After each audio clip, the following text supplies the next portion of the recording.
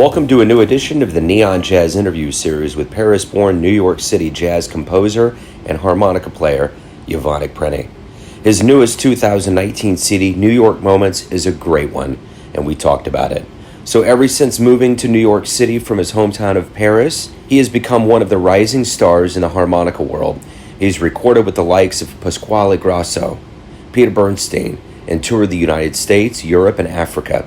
He talked about his life and music and a bit more. So please get to know him and dig this interview, my friends. Okay, Yvonnick. Hey, thanks for taking a minute up for Neon Jazz today. I appreciate it. Yeah, thank you for having me. You bet. So let's start off and talk about New York Moments. I just got to tell you, I was really pulled into this album immediately by the sounds. The harmonica is not one of the most common instruments in jazz, but you do so well with it. The orchestration of the album's really good. So just kind of give me an idea of what went into this album.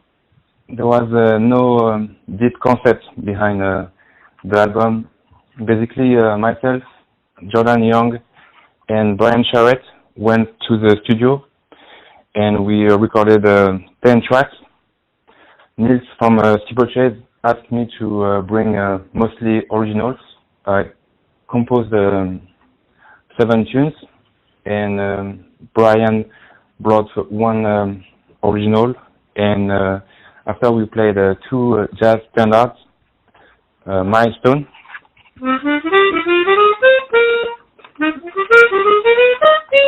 So that's all Milestone, very early. Yeah, the title of the album, New York Moments, refers to the saying, if you live over 10 years in New York, you're supposed to be a New Yorker. So I'm maybe not an American citizen, but I can tell I'm a New Yorker.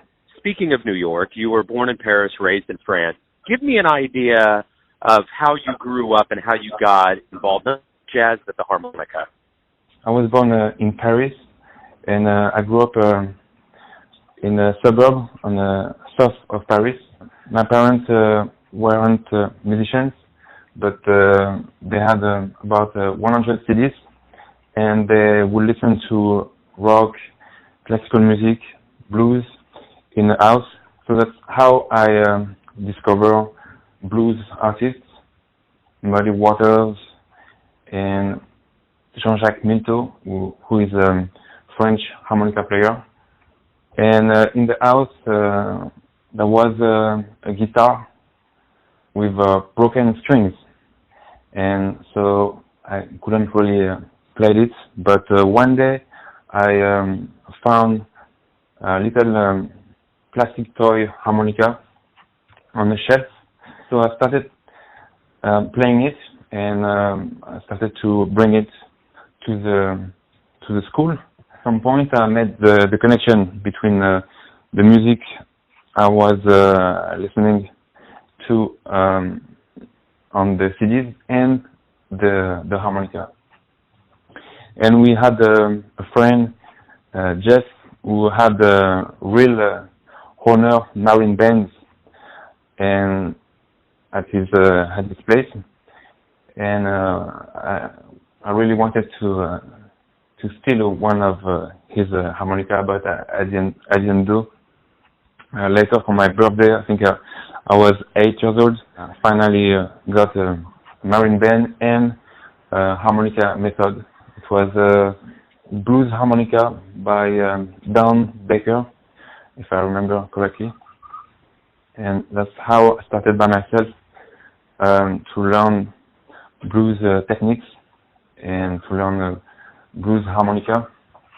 So I was listening to a lot of Sonny Boy Williamson, Little Walter, Muddy Waters, Johnny Hooker, and also French harmonica player Jean-Jacques Milteau, who I saw in my city.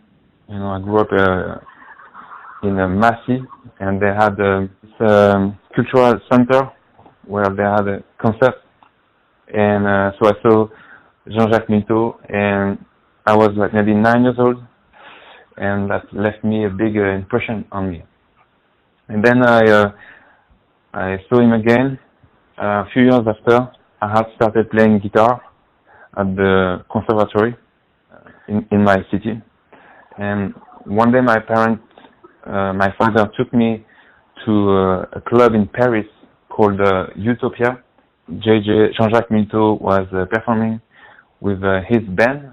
At the end of the show, I saw a sign on the door saying that there was the blues harmonica lessons here at the club, on Saturdays.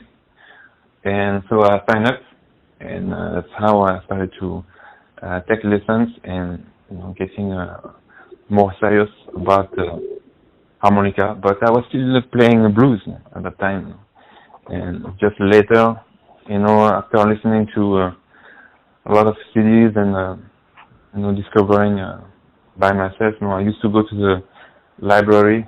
I used to borrow CDs every week. So I used to read the liner notes and read musician biographies. I think I was curious at that time, and also I remember I was eating a lot of chocolate bars.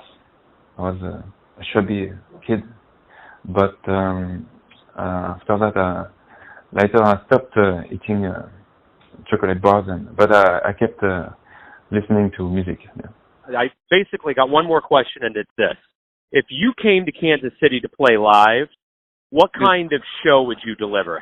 What would people get from your live performance?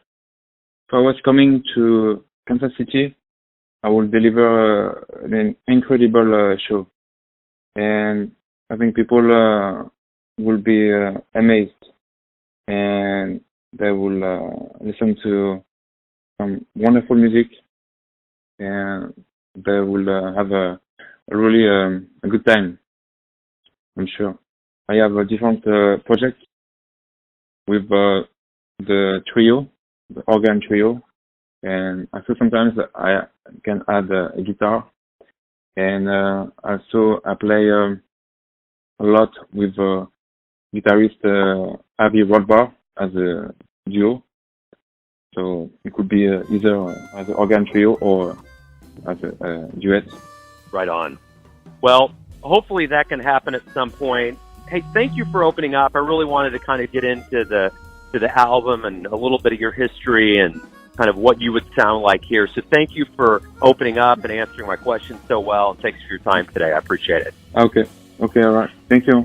Thanks for listening and tuning in to another Neon Jazz interview, where we give you a bit of insight into the finest players in Paris, New York City, Kansas City, and spots all over the globe, giving fans all that jazz. And thanks to Yvonnick for his time, music, and stories. If you want to hear more interviews, go to Famous Interviews with Joe Domino on the iTunes Store.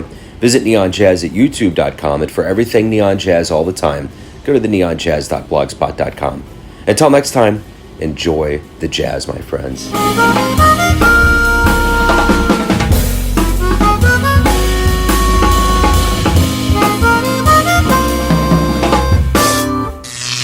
Neon Jazz.